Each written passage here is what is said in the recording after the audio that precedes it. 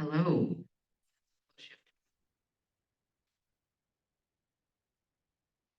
That's good. You hear it coming through? Everybody. Excellent. So this is my first time doing something like this.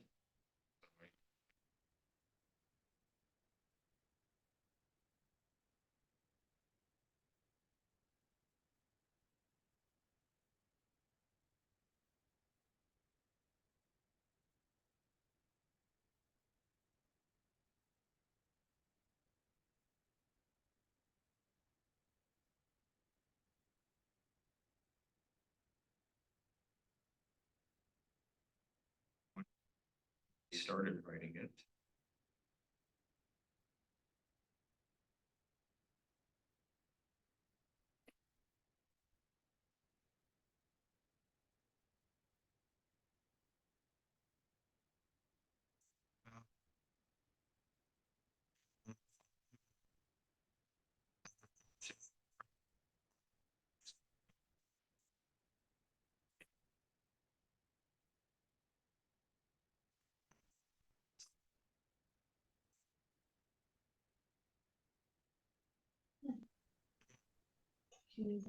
But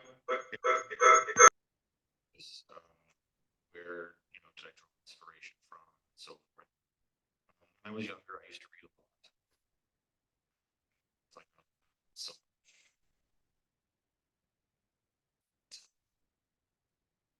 it's not that I didn't read books, but I would read some. For those of you that still listen to, and I just find that the words they're just very interesting meanings. The stories of the songs and the lyrics and everything. So I kind of went from there. I visualized a lot of stuff like it was through a camera lens. I first was out of high school. I went to Mohawk College for television broadcasting. So I looked at a lot of stuff and a lot of things as if it was through a lens. Even in the book, there's parts that are described like a camera shot, mainly because I wanted you to look at it that way. I wanted a certain appeal or a certain emotion to come across in certain parts. But with the music that I listen to, a lot of it tells a story.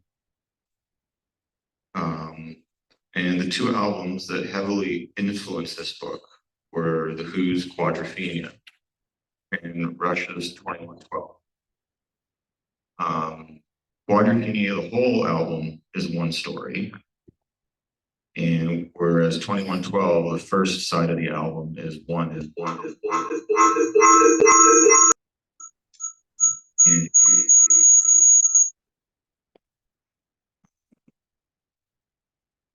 So I found a lot of similarities in there. Quadrophenia, especially, I heavily related to through my 20s. Just the way the main character in that story felt, compared to how I felt at times. Um, so I just liked the story. The story was a good story.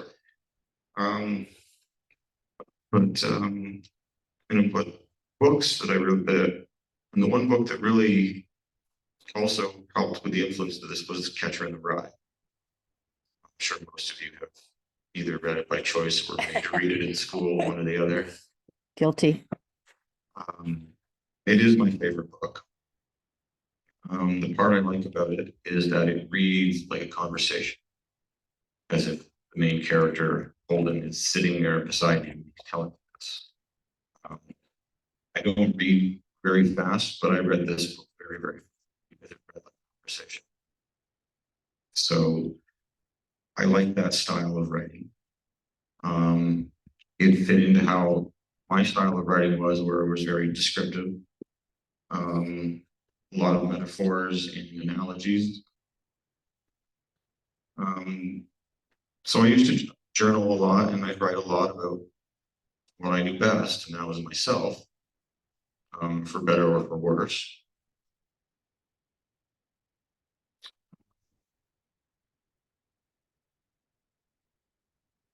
Sorry.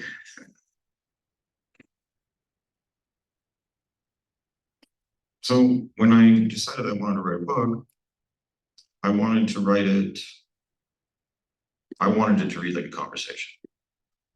I really, really like that stuff.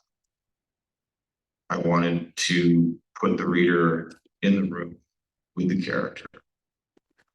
I wanted to put the reader wherever the character was, whether they were on a journey, whether they were sitting in their house or doing whatever. The reader to sort of be like they were experiencing this with them. And I hope it's what I've managed to accomplish.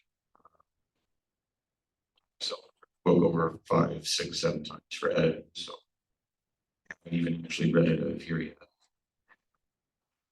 Because I've read it so many other times on the computer screen. I just read it, even though it was really cool to actually get a physical copy of your own work.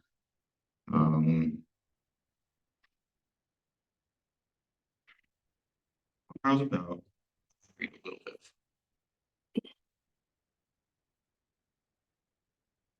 I really appreciate this a lot. I did public speaking. Right. So sometimes it's nice to just be alone with my thoughts. I say that like I never am. I always am. Sort of my thing. I think about what I have to do, where I have to go. I observe the scenery, the shattered and crumbling houses, piles of twisted metal, which were once stories or factories. As I get to the main road, which is routes 5 and 20, I can see even further down this road, or so it seems if I look towards the east. I'm not too far from where the two routes split. Silver Creek, west along Route 5. At the intersection of my road 5 and 20, straight through is also an option. That takes you over the 3 train tracks and down into the area where Lee Travis lives. Across the road, there is a rusted tall signpost, leaning back onto itself in the store behind it. All the windows are blown out, and the corner of the building is gone, exposing the inside. In front of it are a few rusty, withered old cars, and one that is just a charred frame. As I walk along the 2 routes westward, a lone, unlit traffic light dangles over the middle. If you continue to go straight, you stay on Route 20. On the right side of the split, which is the direction I am going, is Route 5. On the right side of the road, I pass what appears to be an old brewery. I can't say for certain, but it has what look like bottle caps on the side of the building that say Genesee, all of which are so faded you can barely read them anymore. The building had its roof kicked. Still on the right and further down was something. Now it's just a pile of bricks and other bits of steel. Sometimes I'll see people gathering the bricks for themselves. Everything is fair game if you have the means to carry it. Once you pass this point, there is nothing but fields of grass, weeds, and brush. The green is starting to come back as the trees are beginning to sprout anew in the early spring. Oftentimes on these lonely walks into Silver Creek, my mind just starts to wander, like, how many more times until the shift is completed? When the vaulted finish is sewn up suddenly, it will be drifting in the arms of the shadows, craving the machines of raw, unadulterated power. It drives the shockingly obscene people into an askew image of the day. The music is loud and fearsome, but astonishingly relieving, or it relieves the frozen spirits of time. Sent here, they are to flourish, but instead they crush their own gain by boring lights, stupid fixtures for display.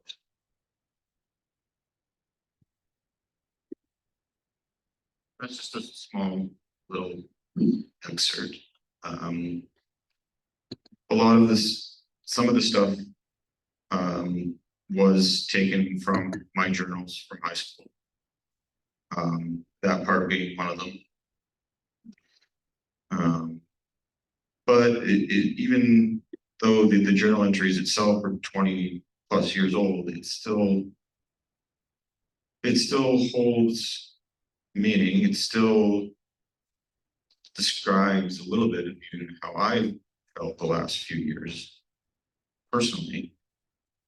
Whereas you're just so unsure of what's going on and where you're going, what you're doing. But you know what you have to do, and you know where you have to go. But it just seems so mundane, and you're just going through the motions every day. Life, not thinking, because it doesn't take any effort. There's no requirement to think about what has to be done. You just blindly do it.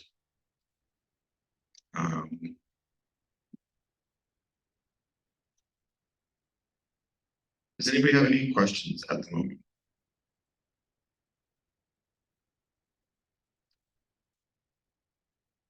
Okay. I mean, yeah, it's a good thing to get. The book is about a character. His name is Devonshire. Dylan is working. And he is living by himself in an old farmhouse. It's set in the future. It's set in the year 2112. Tie in right there. And he can't get out of his own way in the sense of the world is very meek because he's describing a rundown place. The world has been through 2 wars. The United States has been through its own civil war on top of World War. So everything's very devastation, there's lots of destruction. But he's constantly reverting and thinking back to his past and the people from his past. And how could he have done things differently? What could he have said to have changed outcomes? Could he have gone here instead of going there? Could he have said that instead of this? So he's constantly stuck in his head, going backwards. But at the same time, it's like, well, there really isn't much to look forward to going forwards because of the mess that the world is currently in, or so he sees it that way. So he has a very hard time dealing with the now. He would prefer to go back and change things if he could. We all know that that's not a possibility. But he just dwells on events that have happened and he just carries them with him. And they weigh him down. They weigh him down emotionally, they weigh him down physically, because it's very tiring, constantly thinking about something that's come and gone. And as he goes through, he runs into all these people that had made a difference in his life, either for better or for worse. Um, so he has the recollection of what happened again. It all sort of comes back to him, and he tries to talk about it. Sometimes he can have a good conversation. Other times the person isn't interested in talking about it at all. The other person's already moved on. It's been done and there's nothing more to discuss. Whereas he just can't let it go.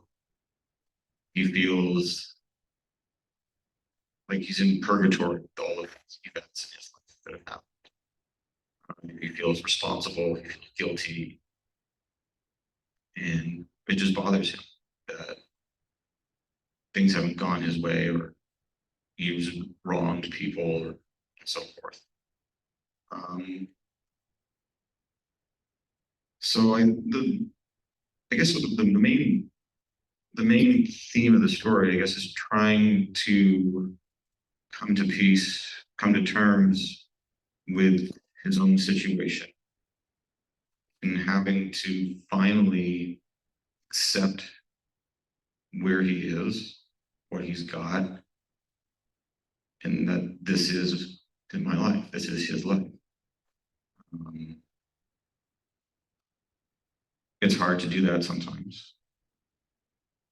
I think maybe we've all struggled with that issue at one point in our lives. I speak from experience. But he really tries. And it's hard to find hope in a world where there doesn't seem to be much hope. He has to go and fetch his own water still because of the pollution, the fallout of the nuclear wars and stuff like that. He, obviously being on his own, all he does is have, all the time he has is to think. So it's not exactly the healthiest situation for him to be in, but that's the situation that he finds himself in. When you're by yourself, there really isn't much else to do. Technology doesn't really exist anymore. It's kind of stopped. I've kind of sort of taken that theme from, I don't know if any of you have ever watched The Walking Dead. Anybody? Yeah, for sure. Parts of it. The thing with the Walking Dead is like it's set in today's time, except they've lost all technology usage. There's no power, there's no electricity, there's no cell phones. They're using radios, they have to grow their own food, scavenger things. So that was kind of one of the things that I wanted to put in this book, where it's like, okay, to a certain degree, time stands still, but at the same time, time doesn't stop. It keeps advancements and things might stop, but people's lives and the need to survive and live continue, regardless of what someone is going through or not.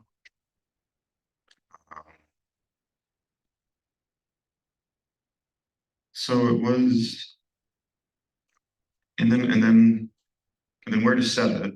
Setting of the book is the cottage, is my cottage that I grew up going to as a kid. Silver Creek, New York is a real town. It's about 45 minutes west of Buffalo, off routes 520. You get over 3 train tracks to get into the area where all the houses and cottages are. And those train tracks were terrible. Like every summer, they would rip up and redo the crossing. Every summer. Because they put wood ties in. Why couldn't they just make it more permanent, like concrete or metal? Every summer they dig it up and redo it. So your car would, yeah. So I set it there because that was one of my favorite places to go as a kid. I have lots of really good, happy memories from the summers there growing up. And it was just a big part of my life. It was a part of my family's life. So I figured, why not? It's, you know, and I know the setting like the back of my hand, so describing it was very easy. To describe it was very easy because I remembered it. I remember it so well. Yes. When I finally saw the book in print, well, the funny thing is, when I ordered them, my cousin had ordered a copy for himself too, and he received his first. So I'm like, okay. He was like, yeah, it looks good. I'm like, yeah, that's great. Thanks for telling me. But mine showed up a week later, and I waited till everybody was home to open the box. And I knew what it was, but I think one of the kids and Joanne were out, so I'm like, no, I want everybody to be here when I do this. So opening it up and seeing it there in print, the physical copy of it was surreal because I had worked on this for so long. This had been a dream for so much longer. And to finally hold something that you've created, not only that you've created it, that you've created it your way. You had nobody telling you what you can and can't do. The story is all mine, what I wanted in the book is all mine. You know, how the cover was done. For the most part, actually, I didn't have any say in the cover. I get to that in a second. But it was something that I did. And I look at it kind of like this will always be here. It's got its own ISBN number. For those of you who don't know what that is, it's your international book number. I don't know what the S stands for in the acronym, but I'm not. That's what my take is on it. If you search that up in like the Library of Congress or whatever, International Standard Book Number. International Standard Book. So there you go. I was pretty close. So this is always going to be here, even after I'm gone. My kids will have this to show their kids and so forth and so forth. So even though I have something that I've left behind, I kind of look at it, not that I'm trying to be morbid about it or anything. I'm not everybody gets the opportunity to do that. To publish a book or to produce something that is there and it will always be there.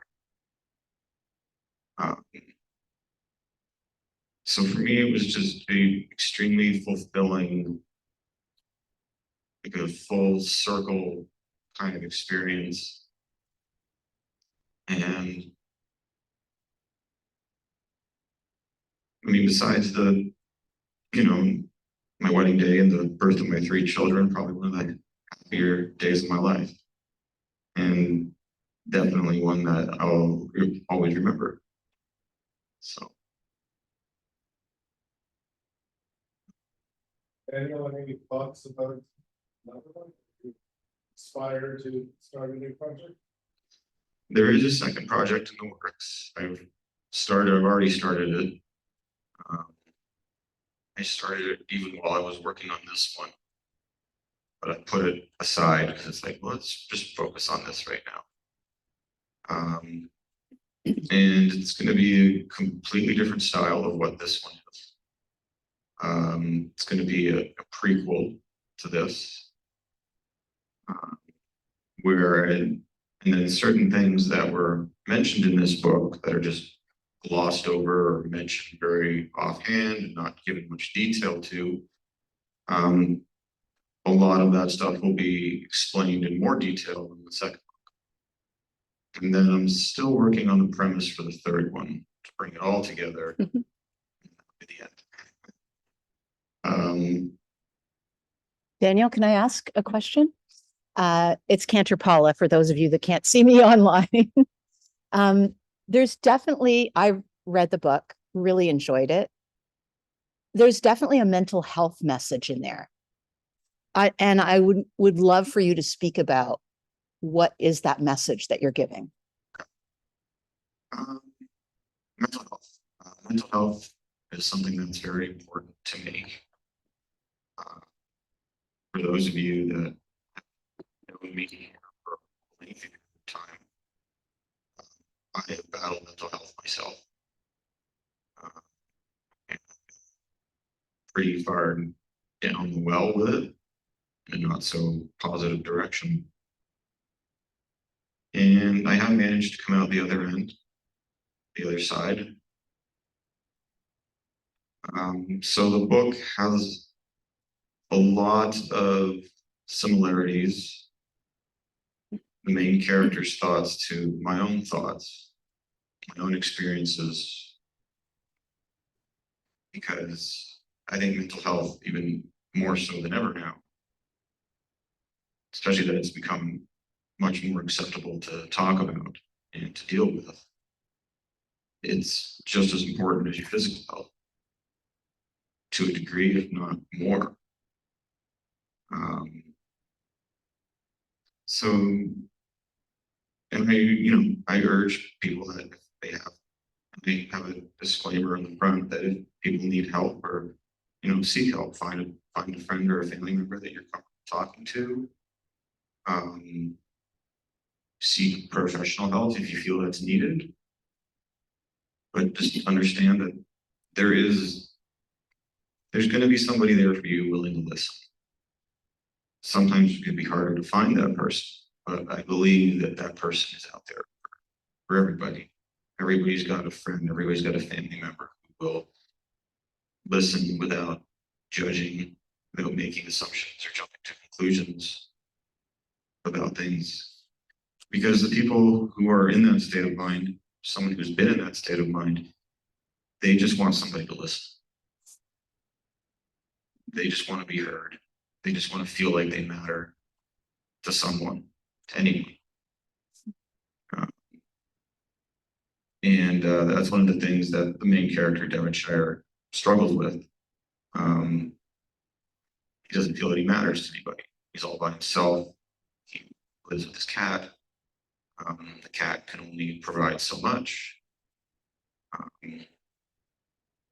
Obviously, the cat doesn't judge him, of course.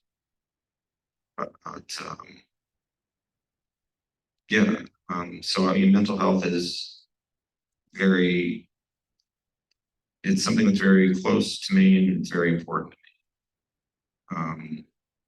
And I guess one thing I can say about it is I don't shy away from it. If it's something that's really bothering you or you need somebody to talk to, go and do that. I found that the most powerful part of that book, the mental health message and situation that Devonshire found himself in. I also wanted to ask you about the choice, the title choice. Tell us about how you arrived at that as the overall title. Well, the title came from a few spots. One,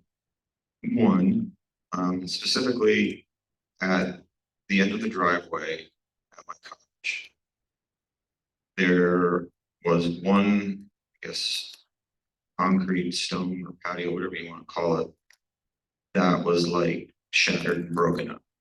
The other three were still in good shape, work around still okay. Fourth one, closest to the road, was destroyed.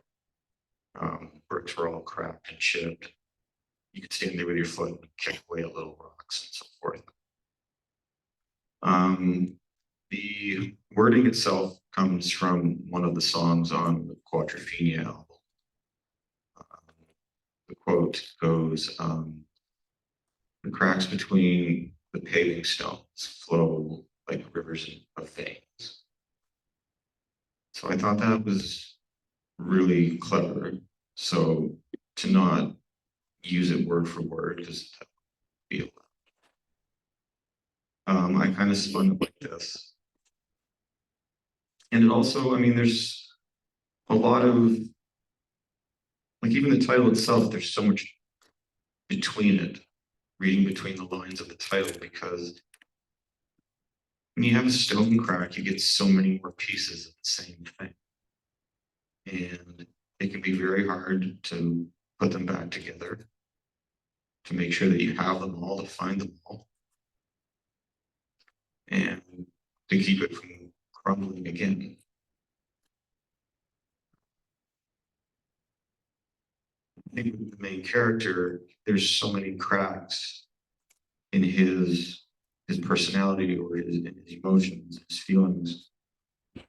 He's not sure which one to address first, which adds to his continuous mind going in circles over the same things all the time. Yeah, no, a lot of the there's a lot of references in the book to both albums. If you're familiar with them, you can find them. If not, they might be a little more harder to come by.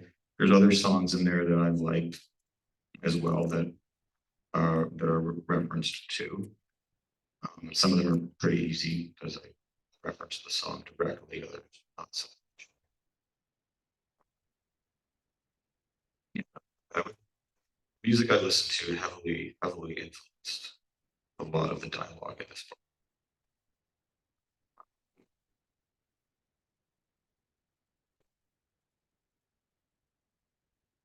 Yes.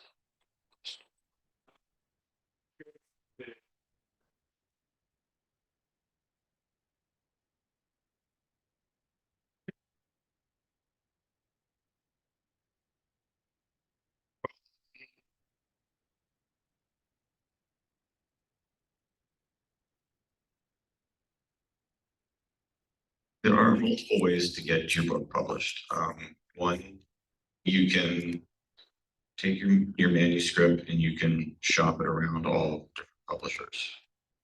Random House, Penguin, you know, the big names. Or you can go about doing it essentially, you self-publish it, which is essentially what I've done. The publishing company that I used is called Freezing Press. They are a Canadian company. They're based in Alberta. And I just randomly found them online. I was looking specifically for a Canadian company. So I'm like, okay, let's give them a call. So I called them and talked to them and told them what I was doing. They were very humble. So when I finished my manuscript and sent it in, they set you up with a publishing consultant who walks you through the whole process. You start with the editing. I did all the editing in the book myself because it can get very expensive. Publishing a book is not cheap. You will be out of pocket some money.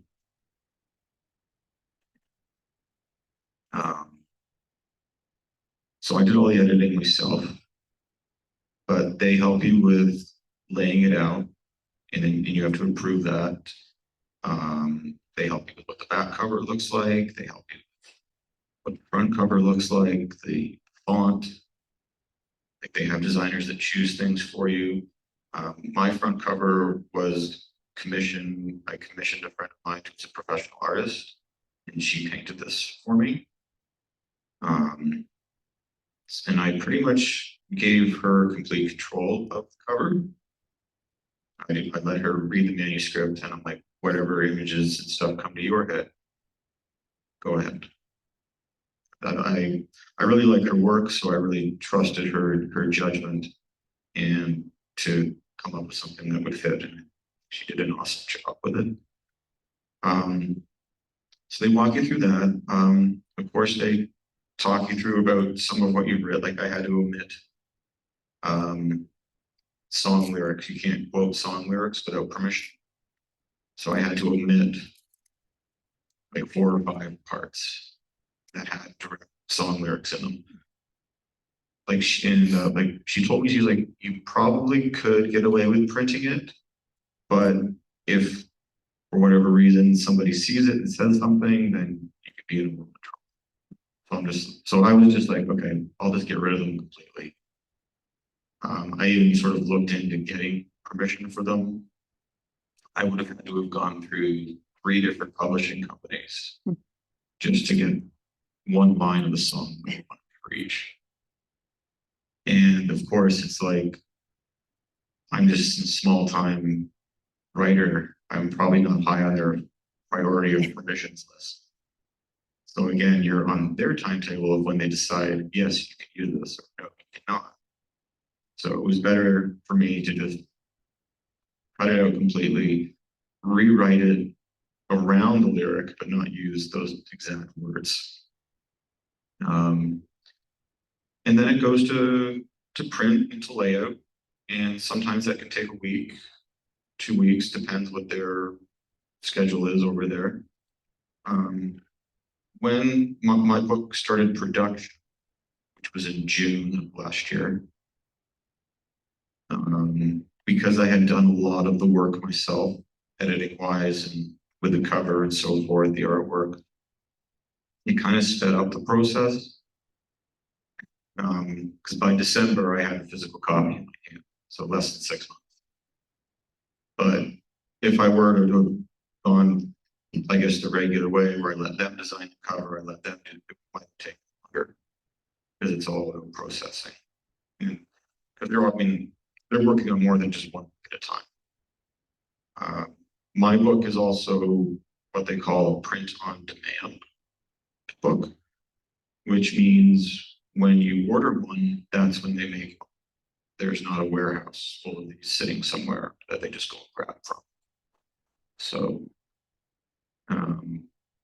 which probably somewhere saves somebody money, probably me. Because I don't have to pay for X number of books, and then just like, you gotta try and sell them all.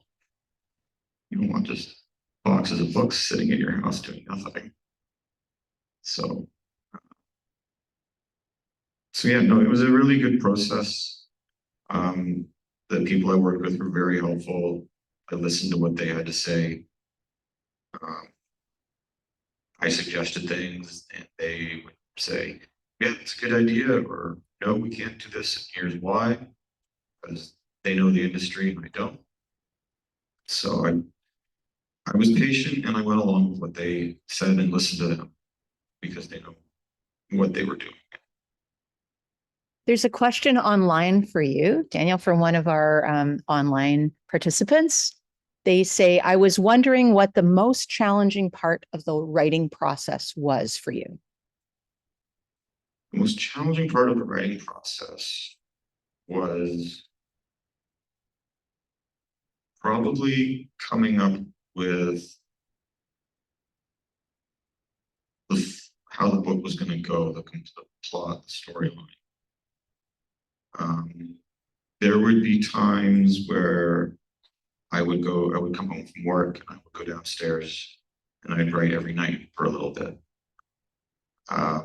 Then there were times where I didn't write anything for 3 months because I didn't have any strong enough ideas.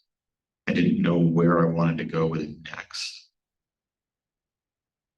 All along, thinking it's like, maybe we'll do this, do that. No. No, the dialogue was difficult to some degree because I wanted to make it like it was actually two people talking to each other rather than just the author writing two people talking. I wanted the style of language, the emotion conveyed, the use of words to feel different from person to person in the story. Just because I wanted to give it a more realistic approach. And again, if you're wanting it to read like a conversation, and if you're there, and if I'm trying to put you there with the main character, well then the people that he's talking to are not going to sound like him, they're going to speak like him. They're not going to have the same emotion in their voice about things. Or especially the same situation, they're going to have a different point of view, and they're going to feel different. So that was one of the struggles. And one of the other difficulty parts was how to end it. The ending is abrupt. There's one part in the ending that I threw in at really the last minute. I had already finished the editing, and then I threw in one last part because it added more, I thought, to the character's narrative. The opening part of the book I came up with while I was at work. I work at a machine shop, so part of the job is you're working with steel and you're machining it down to size. So you're just standing there watching the machine take its cut. And at one of those instances, I had the idea for the open. It's 10 to 5 minutes instead of wrote it down the road. Machine keeps going past what it's cutting. But I had the idea, right? So I forgot. And that became the opening of my book. So sometimes I don't know where an idea is going to come from. You just all of a sudden might get it and you got to write it down.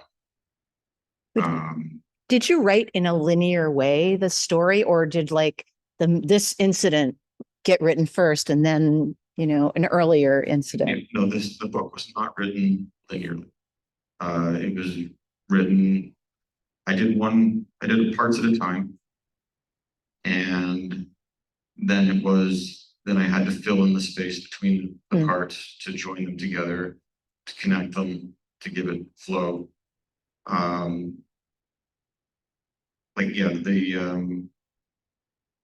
wrote I wrote one of the last parts of the book before I wrote one of the middle sections of it.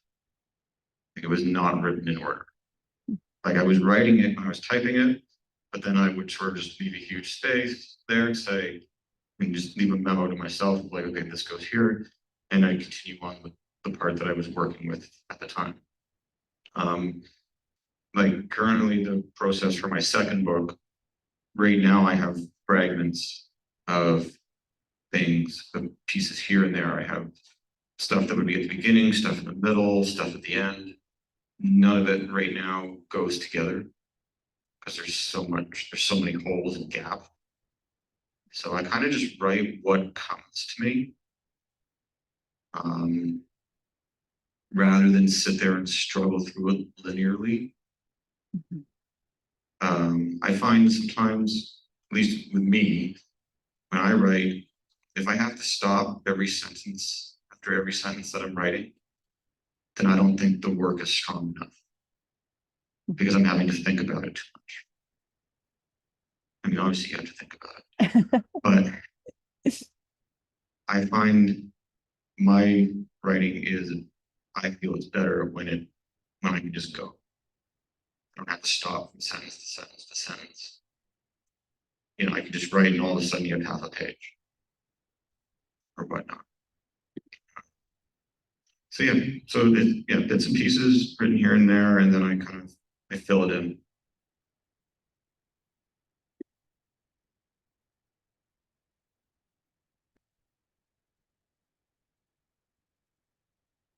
Is anyone else here writing a book currently? No. Oh, good. That's exciting.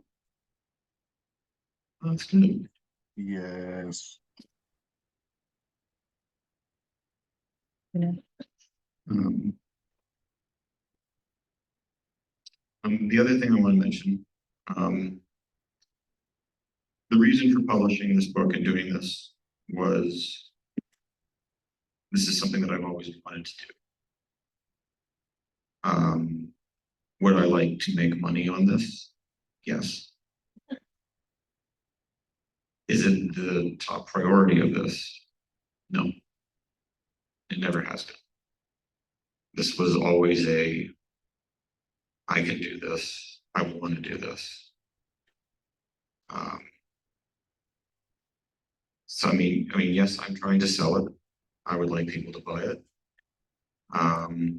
One of the things that I'm doing, and I'm doing this of my own accord, anybody from or affiliated with the synagogue, I'm going to donate $2 back to the temple, to the Pillars of Wonder.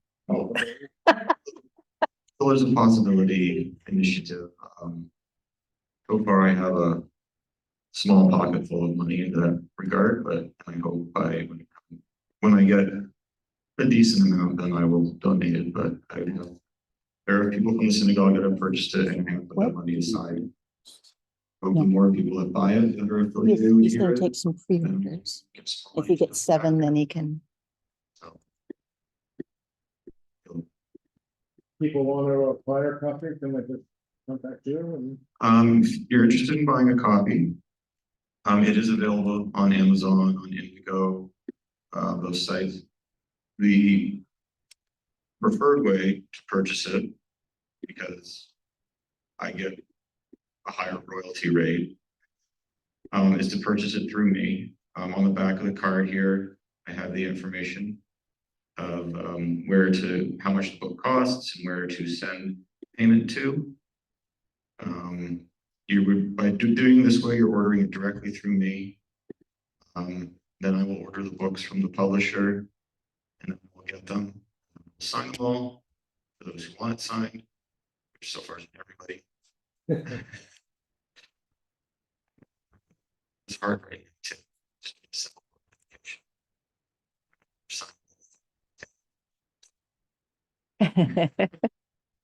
That's all right.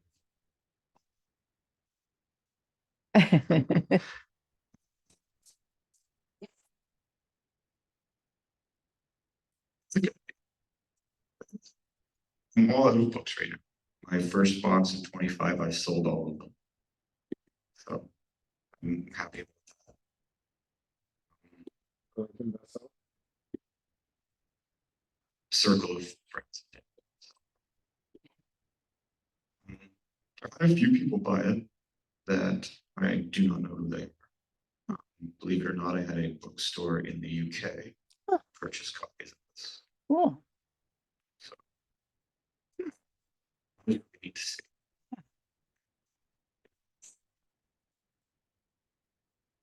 That's exciting.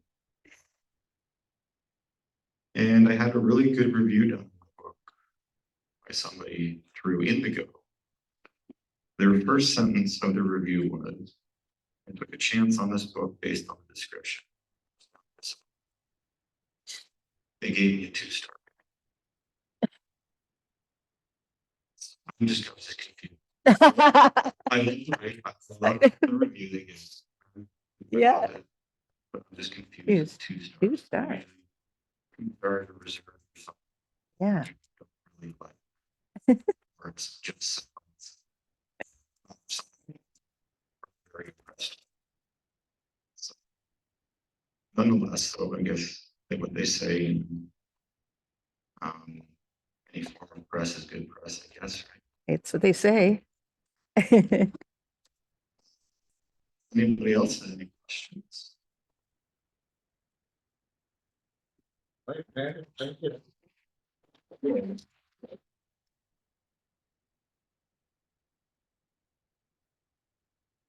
Daniel, I want to thank you so much. I know this was hard for you.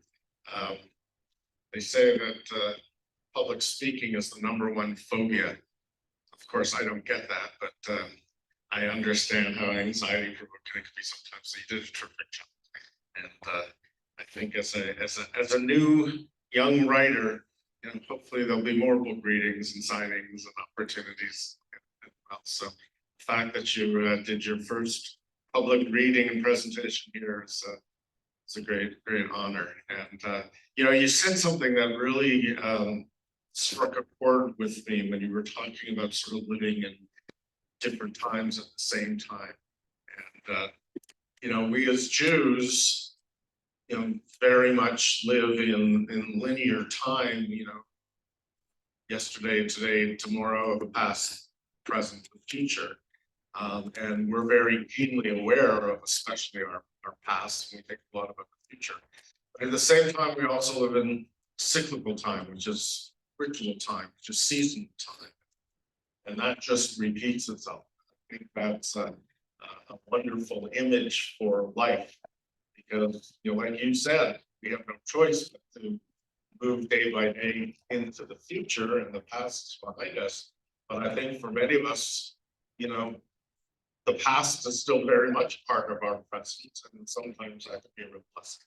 That time, a lot of times that can be a real struggle when the past is occupying our present way too much. So thank you for bringing that back to our attention and helping us to sort of understand that I think we all struggle with the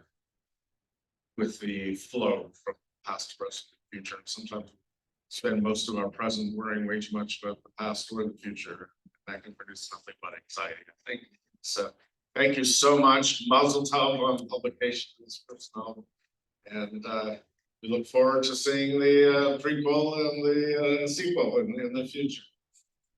Friends, thank you for being with us for this first Breakfast Club of the winter series. We're doing some of them in person and some of them online only. Next week's presentation is? However, we are online when we're in person, but we're only online when we're only online. Only online.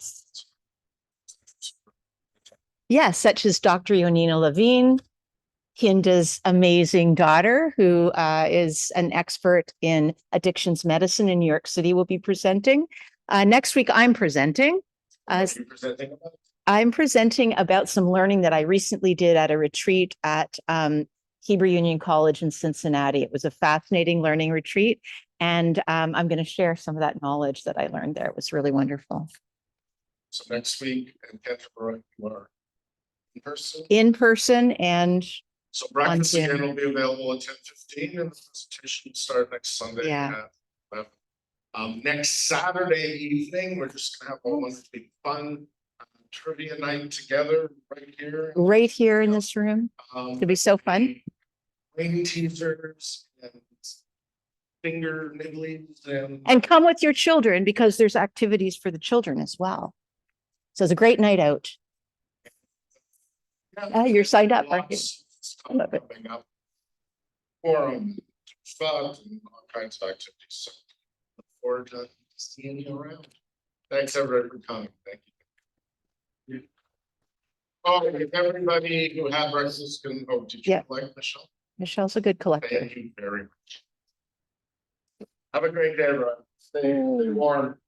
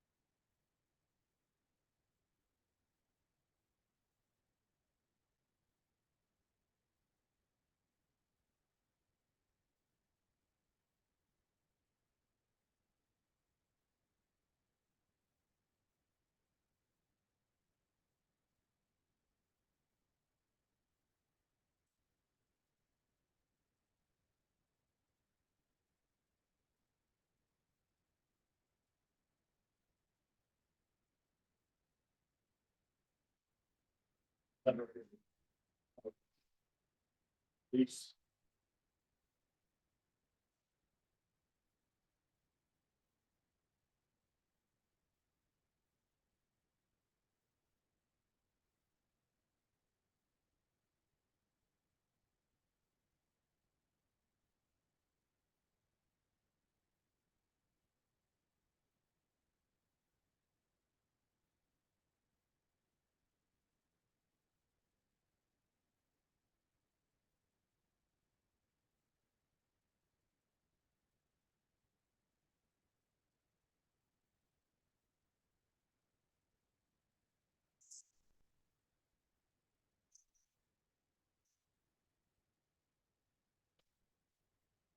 If anything comes up, I'm gonna on this. Also.